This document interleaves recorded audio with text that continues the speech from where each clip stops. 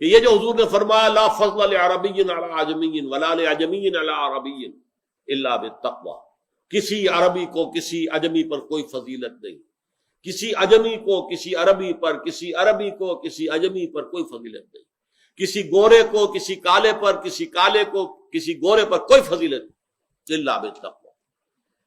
تو اس نے یہ الفاظ لکھے، although the sermons of human fraternity, freedom and equality were said before also, and we find a lot of such sermons in Jesus of Nazareth.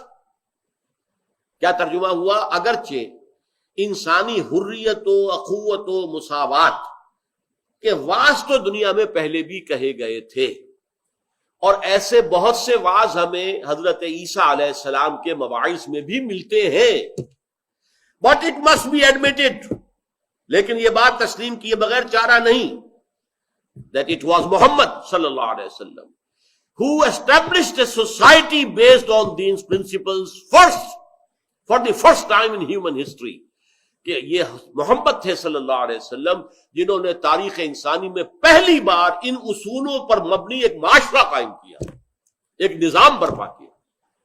یہ ہے اصل میں تکمیل رسالت کا وہ موضوع۔ هو الذی ارسل رسولہ بالہدی ودین الحق لیظہرہ علی الدین کلہ ولو کرہ المشرکون۔ وہی ہے اللہ جس نے بھیجا ہے اپنے رسول کو، محمد کو صلی اللہ علیہ وسلم، الہدا دے کر، دی گائیڈنس، اور نمبر 2 دین الحق، سچا دین، عدل اور انصاف اور راستی پر مبنی نظام، لیظہرہ علی الدین کلہ، تاکہ غالب کر دے اسے کل کے کل نظام پر، کل کے کل دین پر، ولو کرہ المشرکون، چاہے یہ مشرکوں کو کتنا ہی ناگوار۔ شاہ ولی اللہ دہلوی رحمت اللہ علیہ کے نزدیک یہ پورے قرآن کا عمود ہے۔ عمود کسے کہتے ہیں؟ عماد، الصلاۃ و عماد الدین، دین کا ستون جو ہے نماز۔ تو عمود کسی کا سینٹرل ایکسس، کسی شے کا مرکزی خیال کیا ہے؟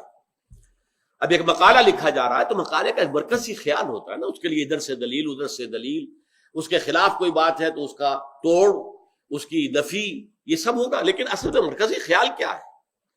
پورے قرآن کا مرکزی خیال یہ آیت ہے، وقول امام الہند شاہ ولی اللہ دہلوی رحمت اللہ علیہ۔ یہ آیت سمجھیں گے تو قرآن سمجھ میں آئے گا، یہ آیت سمجھیں گے تو جہاد کس لیے ہے، قتال کس لیے، وہ بات سمجھ میں آئے گی۔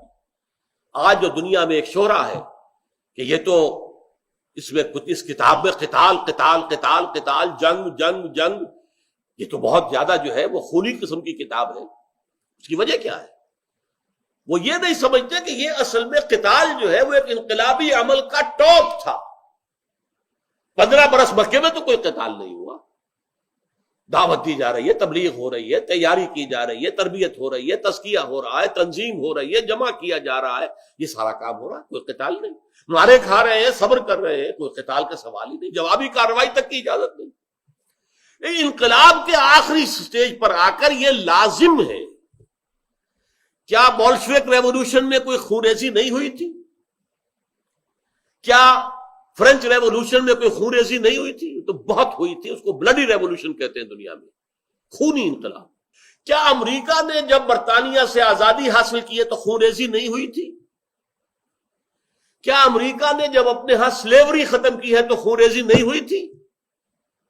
کوئی بھی نظام میں تبدیلی آپ لانا چاہیں گے، اس جو موجودہ نظام ہے اس کے ساتھ جن لوگوں کے ویسٹڈ انٹرسٹ ہے وہ کبھی برداشت نہیں کریں گے، وہ مقابلے میں آئیں گے، روکیں گے۔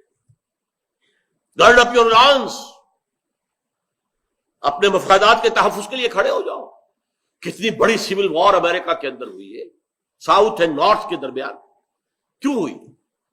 وہ ایک انقلابی عمل کی ایک ناگزیر ہوتا ہے آخری سطح پر جا کر، اور اسی سلسلے میں قرآن مجید میں جہاد اور قتال کا ذکر آتا ہے۔ انقلاب برپا کرنا تھا، اسلام صرف مذہب نہیں ہے، وہ ایک نظام لے کر آیا تھا دنیا میں، اس نظام کو برپا کرنا تھا۔ جیسے کہ ایک صحابی نے کہا تھا رستم سپہ سالار افواج ایران کے سوال کے جواب میں، انہوں نے کہا تھا یہ کیوں آپ لوگ ہم پر حملہ آور ہو گئے؟ پہلے بھی آپ لوگ آیا کرتے تھے، ٹرائبل ہورڈز لوٹ مار کرتے تھے، چلے جاتے تھے، اب ہمارا پیچھے نہیں چھوڑ رہے، وجہ کیا ہے؟ تو جواب دیا انہوں نے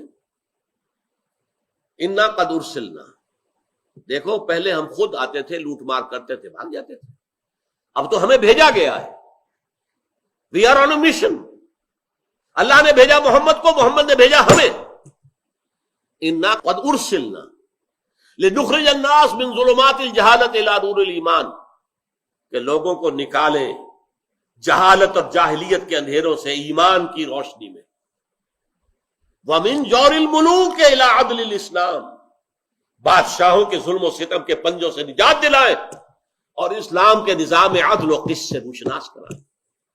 تمہارے بادشاہ محل بناتے ہیں، عیش کرتے ہیں، اونچی اونچی فصیلوں میں رہتے ہیں، بڑے بڑے ان کی زندگی، ان کے لیے ہر طرح کے عیش و آرام، ان کی فوج کھڑی ہوتی ہے، ذرا کوئی ٹیکس دینے سے انکار کرے تو ان کی گردنیں اڑا دی جاتی ہیں، محنت کاشتکار کرتا ہے، عیش جو ہے وہ جاگیردار کرتا ہے یا بادشاہ کرتا ہے، محنت جو ہے جو بھی کارکن ہے بیٹھ کر جو ہے وہ کھدر بن رہا ہے اپنے کرگے پر، اور اس سے ٹیکس لے رہی ہے حکومت، اور اس ٹیکس سے پھر حکومت نے فوجیں کھڑی کر رکھی ہیں، ذرا تم نے سرکاری کی تو سر کچل دیا جائے گا، you have to pay the taxes. یہ سارا ظلم کا نظام ختم کر کے عدل و قسط کا نظام قائم کرنے کے لیے آئے ہیں۔